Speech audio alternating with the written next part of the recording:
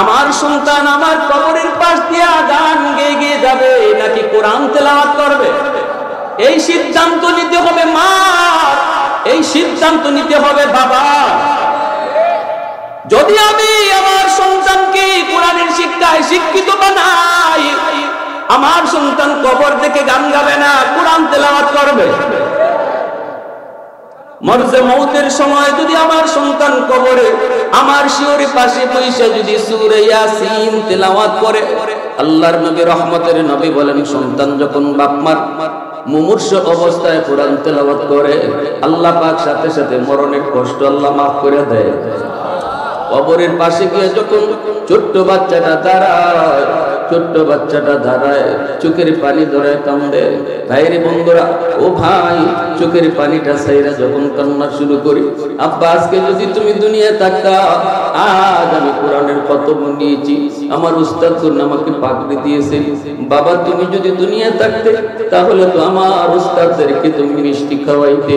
দুনিয়ায় সবচেয়ে সুখের সংবাদ, মার কলিজায় বাবার কলিজায় সন্তানের মাথায় যেদিন পাগড়ি দেওয়া হয়, এই মা বাবার চেয়ে সুখী আর কেউ নাই। ঠিক কিনা জোরে বলো? যেই মা দেখে আমার সন্তান হাফেজ হয়েছে, তার মাথায় আজকে পাগড়ি, যেই বাবা দেখে সন্তানের মাথায় পাগড়ি, ওই দিন ওই বাবার চেয়ে দুনিয়াতে সুখী আর কেউ নাই। এজন্য আমার সন্তান কবরের পাশে দাঁড়া যখন চোখের পানি জরা জরা কাঁদবে, ইমাম সাহেব নিয়ে কবরের পাশে দোয়া করাই বা চোখের পানি আসবে না। কিন্তু সন্তান যদি মার কবরের পাশে বাবার কবরের পাশে দাঁড়ায়, অটো চোখ দিয়ে পানি চলে আসে। আমি এখনো যখন আমার আম্মার কবরের পাশে যায় দাঁড়াই, নিজেকে আর সামলাইতে পারি না, অটো চোখ দিয়ে পানি পড়ে। আমার আম্মা আমার শুরু জমানার ওয়াজগুলি তিনি শুনছেন, আম্মার শুরুতে তিনি ওয়াজগুলি শুনতেন। বানিয়াচঙ্গের যেখানে ওয়াজ হতো, আম্মা চলে যেতেন বোরকা পরে, পাশের বাড়ির কোন মহিলার ঘরে বসে ওয়াজগুলি শুনতেন। মহিলারা আম্মাকে বড় মায়া করত, আম্মাকে বড় আদর করত। বাড়িতে আইসা আম্মা বলতেন, আর আম্মা দোয়া করতেন, আল্লাহ আমার সন্তানকে তুমি জগৎ বিখ্যাত আলেম কবে বানাইবা? আল্লাহ তোমার কাছে হাত জোর করে দোয়া চাই। মার দোয়া বাবার দোয়া কোনোদিন বিফলে যায় না। আজকে আপনাদেরই সন্তান আমি, এই মাদ্রাসারই সন্তান। সারা দেশে আলহামদুলিল্লাহ একটা সুনাম, সারা দেশের মানুষ মায়া করে মহব্বত করে। বাড়ি কোথায়? বানিয়াচং। উলামায়ে কেরাম জিজ্ঞেস করে, কোন মাদ্রাসায় পড়ছেন? শুরু জমানা বলে কালিকাপাড়া। এত মায়া এত মহব্বত, বলুন তো আমার ভাই যত বড় সচিব, যত উচ্চ রেঙ্কে যাক, আমার ভাইকে কয়জন মানুষই চিনে বাংলাদেশে? কিন্তু একজন আলেম যদি তোমার সন্তান হয়, একজন দায়ী যদি হয়, তাহলে বাংলাদেশের ছোট নয়, বড় নয়, নারী নয়, পুরুষ নয়, সবাই চিনে। অন্তর থেকে দোয়া করে, বাবার জন্য দোয়া করে। কেমন বাবা গো, সফল বাবা। কেমন মা গো, কেমন মা, মার জন্য দোয়া করে। ভাইরা বন্ধুরা জন্য বলছিলাম, সন্তান তোমার বড় হওয়ার পরে কবরের পাশে গান গেয়ে যাবে নাকি কোরআন তেলাওয়াত করবে? যুবক, এই সিদ্ধান্ত নিতে হবে তোমাকে এখন। ঠিক কিনা জোরে বলো? 5টা বছর নয়ারি মাদ্রাসায় পড়াও, মিনিমাম 5টা বছর তারে মাদ্রাসায় পড়াও। মুসলমানের পড়ালেখার শুরু যেন মাদ্রাসা দিয়া হয়। এই কথায় কার কে কে একমত আছেন? হাত তুলে আল্লাহরে দেখান। আল্লাহ তুমি কবুল করো, জোরে বলি আমিন। মুসলমানের সন্তানের লেখাপড়া শুরু হবে আল্লাহর পরিচয় দিয়া, আখিরাতের ফিকির দিয়া, আমার নবীর আখলাক দিয়া। দয়ার নবী, মায়ার নবীর আখলাক। এই মাদ্রাসায় কোন নেতার আদর্শ পড়ানো হয় না, কোন নেত্রীর আদর্শ পড়ানো হয় না, লেনিনের আদর্শ পড়ানো হয় না, কার্ল মার্কসের আদর্শ পড়ানো হয় না। আমার নবী, রহমতের নবী, মায়ার নবীর আদর্শ পড়ানো হয়। এই ছিল নবীর আখলাক। সারাদিন দাওয়াতের কাজ করে মায়ের নবী ঘরে আসবেন, আম্মাজান আয়েশা সিদ্দিকা রাদিয়াল্লাহু তাআলা আনহা বলেন, নবীজি সারাদিন দাওয়াতের কাম করলেন, কাফের কুফফার গুলি নবীকে মারলো, আমার নবীর গায়ে আঘাত করলো, নবীজির গায়ে আঘাত, নবীজির কখনো শরীর থেকে রক্ত ঝরতো, কিন্তু আমার রাসূল যখন বিকাল বেলা তিনি ঘরে আসবেন, আম্মাজান বলেন নবীজির গায়ে ব্যথা, রক্ত ঝরে, কিন্তু বিবির কাছে, ঘরের কাছে যখন আসবেন, ঘরে ঢুকবেন, তখন নবীর চেহারায় মুস্কি হাসি থাকতো। আল্লাহ পাক বলেন ওই এলাকার জন্য মাদ্রাসা হলো রহমত, কোরআন হলো আল্লাহর পক্ষ থেকে রহমত, কোরআনের প্রতিষ্ঠান হলো এলাকার জন্য রহমত। وَنُنَزِّلُ مِنَ الْقُرْآنِ مَا هُوَ شِفَاءٌ وَرَحْمَةٌ لِّلْمُؤْمِنِينَ। আল্লাহ পাক বলেন আমি কোরআন নাজিল করেছি তোমাদের জন্য শিফা বানায়া, কোরআন নাজিল করেছি তোমাদের জন্য রহমত বানাইয়া। এজন্য যেই করে কোরআন বেশি বেশি তেলাওয়াত হয়, এই করে রহমত নাজিল হয়। যেই সমাজে মাদ্রাসা থাকে, সমাজের মানুষ মাদ্রাসাকে কদর করে, ভালোবাসে, ছাত্র উস্তাদদেরকে মায়া করে, ওই সমাজটার মধ্যে আল্লাহ পাক রহমত নাজিল করে। রহমত, আযাব গজব থেকে আল্লাহ বাঁচায়া গোটা সমাজটাকে রহমতের চাদর দিয়ে ঢেকে রাখেন। জোরে বলি সুবহানাল্লাহ। যেখানে রহমত থাকে সেখানে গজব আসে না। রহমত আল্লাহ পাকের গজবকে দূরে রাখে। এজন্যই মাদ্রাসার উসিলায় আল্লাহ পাক সমাজকে আযাব গজব থেকে হেফাজত করে যুবক, দিল থেকে মাদ্রাসাকে ভালোবাসো, কারণ এই মাদ্রাসার উসিলায় আল্লাহ পাক আমাকে খাওয়াইতেছে, আল্লাহ আমারে পালতেছে। এই কোরআনের প্রতিষ্ঠানের উসিলায় জমিনে এখনো কোরআনের শিক্ষা চালু আছে, এখনো মানুষ সন্তানকে হাফেজ বানায়, এখনো মানুষ সন্তানকে আঙ্গুলে করে করে মাদ্রাসায় হাজির হয়। অথচ সমাজের সবগুলি মানুষ চলছে স্কুল কলেজের দিকে। 100 জনের ভিতরে 90 জন স্কুল কলেজের দিকে, 10 জন মা 10 জন বাবা হয়তো সন্তান নিয়ে মাদ্রাসার দিকে রওনা দেয়। যতদিন পর্যন্ত এই 10 জন মানুষও জমিনের ভিতরে থাকবে, আল্লাহ পাক আসমান আসমানের জায়গায়, জমিন জমিনের জায়গায় আল্লাহ দাঁড় করায় রাখবে। যেদিন থেকে মানুষ মাদ্রাসার কদর ভুলে যাবে, উলামায়ে কেরামের প্রতি শ্রদ্ধা ভক্তি ভুলে যাবে, যেদিন থেকে সন্তানকে হাফেজ বানানোর আগ্রহ হারায় ফেলবে, ওই দিন আল্লাহ পাক আসমান জমিনও ঠিক রাখবেন না। যেই জমিনে আল্লাহর নাম উচ্চারণ হয় না, যেই জমিনে কোরআনের শিক্ষা চলে না, ওই জমিনকে আল্লাহ রাখবেন না। জমিনকে, এই জমিনকে আল্লাহ রাখবেন না, কারণ আল্লাহর কালাম, আল্লাহর কথা, আল্লাহর শিক্ষা, আল্লাহ পাকের কোন গানের কোন আলোচনা নাই। ওই জমিনের আল্লাহর কোনো প্রয়োজন নাই, আল্লাহ পাকের কোনো প্রয়োজন নাই। জমিনকে আল্লাহ পাক ধ্বংস করে দিবেন। অতএব এই জমিনে এখনো কোরআনের শিক্ষা চালু আছে বিদায় আল্লাহ আমাদেরকে খাওয়ায়, আল্লাহ আমাদেরকে পালে। এখনো গাছ থেকে ফুল হয়, ফল হয়, জমিন থেকে ফসল হয়, নদী থেকে মাছ পাই, সুস্থতার যত নিয়ামত, সব নিয়ামত আল্লাহ পাক মাদ্রাসার উসিলায় দুনিয়াতে দান করে। রহমতের সব বাড়িদারা এখনো জমিনে চলে শুধুমাত্র কোরআনের শিক্ষার উসিলায়। যেরকম সুবহানাল্লাহ, আর একটু জোরে করুন না সুবহানাল্লাহ। মুহাব্বতের আওয়াজ এখন সুবহানাল্লাহ। সুবহানাল্লাহ শব্দের অর্থ হলো আল্লাহ তুমি পাক, আল্লাহ তুমি পবিত্র। আমার জবান না পাক, আমার হাত না পাক, আমার জিহ্বা না পাক। এই নাপাক জবান দিয়ে যত বেশি আল্লাহকে তুমি সুবহানাল্লাহ কইয়া পাক কইবা, আল্লাহ কই বান্দা আমারে তুই পাক কইছো, আমি আল্লাহ তোর হাত পা জবানকে পাক বানায় দিব। মুসলমানের আওয়াজে সুবহানাল্লাহ, আর জোরে সুবহানাল্লাহ। সুবহানাল্লাহ কার জিকির, আর না মালিকের নাম কার?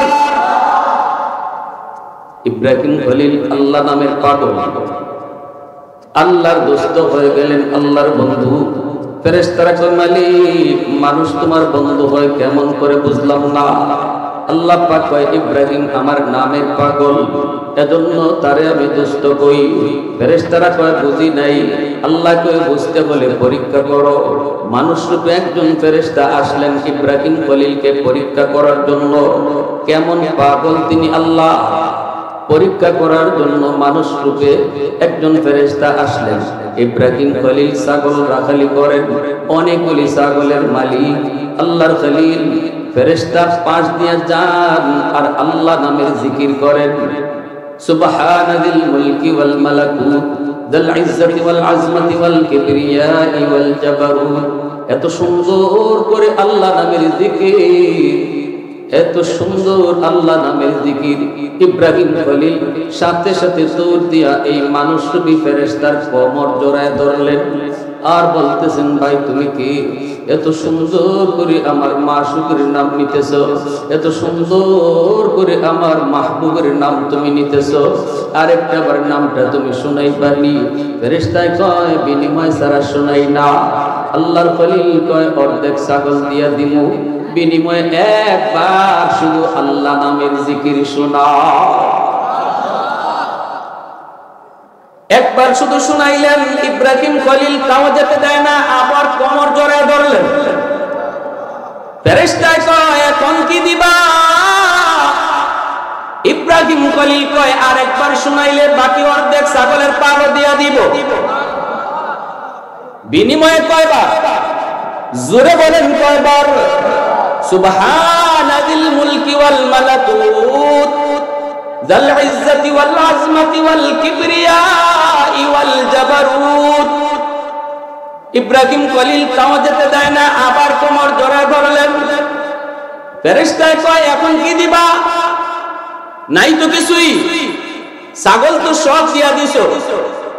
ইব্রাহিম খলিল কোমর জড়ায় চোখের পানি জড়ায় জড়ায় কান্দে আর কয় কে গো তুমি চিনি না জানি না, তবে আমি এই নামের এত পাগল, এত পাগল। আরেকবার যদি এই নাম তুমি আমাকে শোনাও, আমি ইব্রাহিম সারা জীবনের জন্য তোমার গোলাম হয়ে যাব। একটু জোরে বলুন না সুবহানাল্লাহ। সাথে সাথে ফেরেশতা কয় আল্লাহর খলিল বুকে আও, আমার বুকে আও। আমি তোমার ছাগল নেওয়ার জন্য আসি নাই, আসছিলাম তোমাকে পরীক্ষা করার জন্য। তুমি আল্লাহর কত বড় আশিক, আল্লাহ নামের কত বড় তুমি পাগল, এটা পরীক্ষা করার জন্য আসছিলাম। আপনার ছাগল আপনি নিয়ে যান। আর পরীক্ষায় আপনি 100 নাম্বার পেয়ে পাশ করেছেন। মুসলমানের আওয়াজে হয় না সুবহানাল্লাহ বলে? আর জোরে সুবহানাল্লাহ। প্রশংসা করব কার? ওয়াহদত কি হিফাজত নেহি বেকুওত বাজু, ওয়াহদত কি হিফাজত নেহি বেকুওত বাজু, आती नहीं कुछ कमी हाक़ले खुदा दा, आती नहीं कुछ कमी हाक़ले खुदा दा। ऐ मर्द खुदा तुझको कुव्वत नहीं हासिल, जा बैठ किसी गार में अल्लाह को कर याद, जा बैठ किसी गार में अल्लाह को कर याद। ये सच है कि बातिल की तरफदार नहीं हम, गद्दार न समझो हमें गद्दार नहीं हम।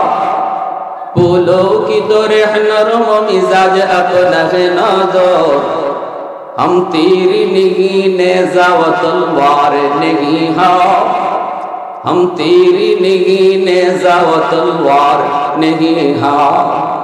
মুসলমানের আওয়াজে কোন আল্লাহু আকবার। এজন্য আমার ভাইরা বন্ধুরা, যুবক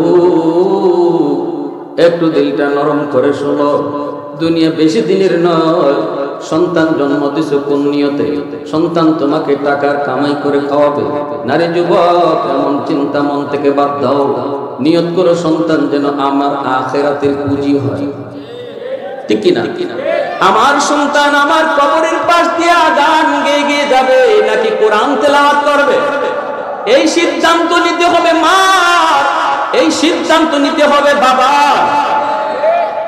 যদি আমি আমার সন্তানকে কোরআনের শিক্ষায় শিক্ষিত বানাই, আমার সন্তান কবর থেকে গান গাবে না, কোরআন তেলাওয়াত করবে।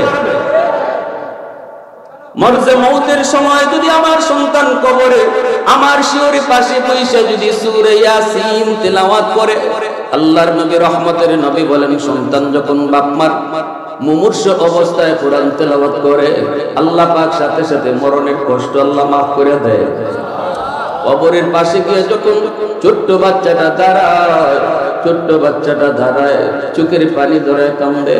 ভাইরে বন্ধুরা, ও ভাই, চোখের পানিটা ছাইরা যখন কান্না শুরু করি, আব্বা আজকে যদি তুমি দুনিয়ায় থাকতা, আজ আমি কোরআনের কত নিয়েছি, আমার উস্তাদ আমাকে পাগড়ি দিয়েছে। বাবা তুমি যদি দুনিয়ায় থাকতে, তাহলে তো আমার উস্তাদদেরকে তুমি মিষ্টি খাওয়াইতে। দুনিয়ায় সবচেয়ে সুখের সংবাদ, মার কলিজায় বাবার কলিজায় সন্তানের মাথায় যেদিন পাগড়ি দেওয়া হয়, এই মা বাবার চেয়ে সুখী আর কেউ নাই। ঠিক কিনা জোরে বলো? যেই মা দেখে আমার সন্তান হাফেজ হয়েছে, তার মাথায় আজকে পাগড়ি, যেই বাবা দেখে সন্তানের মাথায় পাগড়ি, ওই দিন ওই বাবার চেয়ে দুনিয়াতে সুখী আর কেউ নাই। এজন্য আমার সন্তান কবরের পাশে দাঁড়া যখন চোখের পানি জরা জরা কাঁদবে, ইমাম সাহেব নিয়ে কবরের পাশে দোয়া করাইবা, চোখের পানি আসবে না। কিন্তু সন্তান যদি মার কবরের পাশে বাবার কবরের পাশে দাঁড়ায়, অটো চোখ দিয়ে পানি চলে আসে।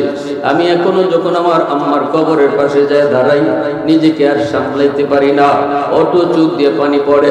আমার আম্মা আমার শুরু জমানার ওয়াজগুলি তিনি শুনছেন, আম্মার শুরুতে তিনি ওয়াজগুলি শুনতেন। বানিয়াচঙ্গের যেখানে ওয়াজ হতো, আম্মা চলে যেতেন বোরকা পরে, পাশের বাড়ির কোন মহিলার ঘরে বসে ওয়াজগুলি শুনতেন। মহিলারা আম্মাকে বড় মায়া করত, আম্মাকে বড় আদর করত। বাড়িতে আইসা আম্মা বলতেন, আর আম্মা দোয়া করতেন, আল্লাহ আমার সন্তানকে তুমি জগৎ বিখ্যাত আলেম কবে বানাইবা। আল্লাহ তোমার কাছে হাত জোর করে দোয়া চাই। মার দোয়া, বাবার দোয়া কোনোদিন বিফলে যায় না। আজকে আপনাদেরই সন্তান আমি, এই মাদ্রাসারই সন্তান। সারা দেশে আলহামদুলিল্লাহ একটা সুনাম, সারা দেশের মানুষ মায়া করে মহব্বত করে। বাড়ি কোথায়? বানিয়াচং। উলামায়ে কেরাম জিজ্ঞেস করে, কোন মাদ্রাসায় পড়ছেন? শুরু জমানা বলে কালিকাপাড়া।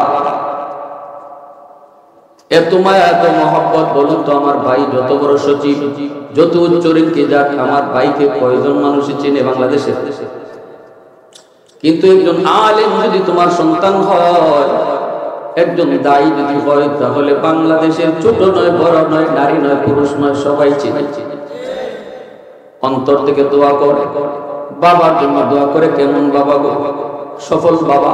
কেমন মা গো, কেমন মা, মার জন্য দোয়া করে। ভাইরা বন্ধুরা, জন্য বলছিলাম, সন্তান তোমার বড় হওয়ার পরে কবরের পাশে গান গায়ে যাবে নাকি কোরআন তেলাওয়াত করবে? যুবক, এই সিদ্ধান্ত নিতে হবে তোমাকে এখন। ঠিক কিনা জোরে বলো? 5টা বছর নয়ারি মাদ্রাসায় পড়াও, মিনিমাম 5টা বছর তারে মাদ্রাসায় পড়াও। মুসলমানের পড়ালেখার শুরু যেন মাদ্রাসা দিয়া হয়। এই কথায় কার কে কে একমত আছেন? হাত তুলে আল্লাহরে দেখান।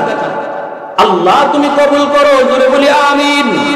মুসলমানের সন্তানের লেখাপড়া শুরু হবে আল্লাহর পরিচয় দিয়া, আখিরাতের ফিকির দিয়া, আমার নবীর আখলাক দিয়া। দয়ার নবী, মায়ার নবীর আখলাক। এই মাদ্রাসায় কোন নেতার আদর্শ পড়ানো হয় না, কোন নেত্রীর আদর্শ পড়ানো হয় না, লেনিনের আদর্শ পড়ানো হয় না, কার্ল মার্কসের আদর্শ পড়ানো হয় না। আমার নবী, রহমতের নবী, মায়ার নবীর আদর্শ পড়ানো হয়। এই ছিল নবীর আখলাক। সারাদিন দাওয়াতের কাজ করে মায়ের নবী ঘরে আসবেন। আম্মাজান আয়েশা সিদ্দিকা রাদিয়াল্লাহু তাআলা আনহা বলেন, নবীজি সারাদিন দাওয়াতের কাম করলেন, কাফের কুফফার গুলি নবীকে মারলো, আমার নবীর গায়ে আঘাত করলো। নবীজির গায়ে আঘাত, নবীজির কখনো শরীর থেকে রক্ত ঝরতো, কিন্তু আমার রাসূল যখন বিকাল বেলা তিনি ঘরে আসবেন, আম্মাজান বলেন নবীজির গায়ে ব্যথা, রক্ত ঝরে, কিন্তু বিবির কাছে, ঘরের কাছে যখন আসবেন, ঘরে ঢুকবেন, তখন নবীর চেহারায় মুস্কি হাসি থাকতো। আজ থেকে সুবহানাল্লাহ। আর আমরা বিকাল বেলা সারাদিন কাম কইরা ঘরে ঢুকার সময় চেহারা থাকে কালো, ভয়ঙ্কর। অনেক বিবি ডরায়া সামনে আসে না, মনে করে আল্লাহ সারাদিন আওয়ার বন্ধর কাম করে আইছে, হাতে লাঠি আছে দেখা যায়, কোন কথা থেকে কোন কথা কইমু, আর গরুর লাঠি শুরু হইব আমার উপরে। মহিলা দেখা যায় বাথরুমের ভিতরে খামকাই বসা, নয়তো পাকঘরের মধ্যে কাম নিয়ে ব্যস্ত। উদ্দেশ্য হলো মাথাটা একটু ঠান্ডা হোক, মাথাটা একটু ঠান্ডাও এরপরে যাই। কিন্তু আমার নবীর আখলাক, ওই নবীর আখলাক এই মাদ্রাসায় পড়ানো হয়। নবী সারাদিন এত কষ্ট করার পর যখন বিবির কাছে আইতেন, ঘরে ঢুকতেন, বাচ্চা কাচ্চার কাছে ঢুকতেন, তখন আমার নবীর শরীরে রক্ত জড়ে, চেহারায় মুস্কি হাসি থাকত। একটা আমল অন্তত বুঝেন আমার নবীর আখলাকটা কি ছিল। আম্মাজান বলেন আমরা ঘর থেকে দৌড় দিয়া বের হয়ে যাইতাম নবীজির মুস্কি হাসিটা দেখার জন্য।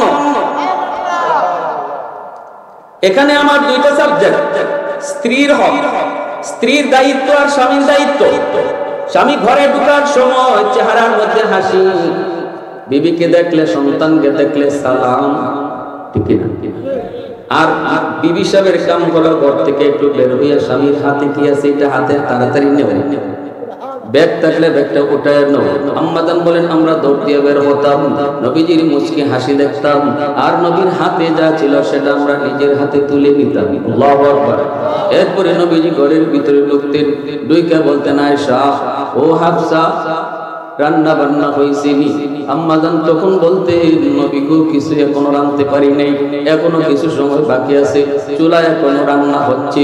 আমার নবী বিন্দু পরিমাণ চেহারায় রাগ করতেন না। নবী এই কথা বলতেন না, আয়েশা সারাদিনে আইলাম, একটু খানার ব্যবস্থাও করতে পারলাম না, এই কথা নবী বলতেন না। নবী বলতেন আয়েশা তুমি কাম করো, তুমি পাক করে যাও, আর আমি পানি নিয়ে আসতেছি। নবীজি বলতেন আয়েশা আমি ঘর ঝাড়ু দিতেছি। আল্লাহু আকবার। নবীজি আম্মাজানের কাজকে সহযোগিতা করতেন। এটা আমার নবীর বহুত বড় সুন্নাত। ঘরের কামে বিবিকে সাহায্য করা এটা আমার নবীর সুন্নাত। কি ভাই? আর আমরা তো যদি দেখি ভাত রান্না হইছে না, কিতাব হ্যাঁ ওই দিশা পাও না তো, একটু আওয়ারও গিয়া দেখো, একটু আল বাইয়া দেখো, গরু দুইটার ভাত রান্তায় এটাও ভালো, ঠিক কিনা? কিন্তু এই ভাত রান্নাটা যে কত কষ্ট, এটা মহিলায় যায়, পুরুষে বুঝতো না। পুরুষের কাম আল্লাহ পুরুষের জন্য সহজ করছে, নারীর কাম আল্লাহ নারীর জন্য সহজ করছে। পুরুষ যদি নারীর কাম হয় আর নারী যদি পুরুষের কামে যায়, সব আওলা লাগবে, ঠিক না? আওলা লাগছে নিয়ে আমাদের দেশও জুড়ে পা পুরুষের কাম পুরুষে করতো, নারীর কাম আল্লাহ পুরুষের কাম পুরুষের জন্য সহজ করে দিছে, আর নারীর কাম আল্লাহ নারীর জন্য সহজ করছে। একজন পুরুষে খালি কইলেন, আমি চ্যালেঞ্জ দিলাম এখানে, যদি আপনি আমার কথা মানতে পারেন, একটা দিন আপনি সকাল থেকে নিয়ে ঘুমানি পর্যন্ত মহিলা যে কাম করে এই কামটা আপনি করে দিতে পারবা? খালকে বাড়াই গেল কেউ? হ্যাঁ, এমনি তো মনে হয় সহজ, কিন্তু কইরা দেবে। তানবী রাহমাতুল্লাহ আলাইহি একটা মিসাল দিয়েছেন, কই মনে ফানে মনোযোগ আছে সবার না? পেটে ভুক লাগছে,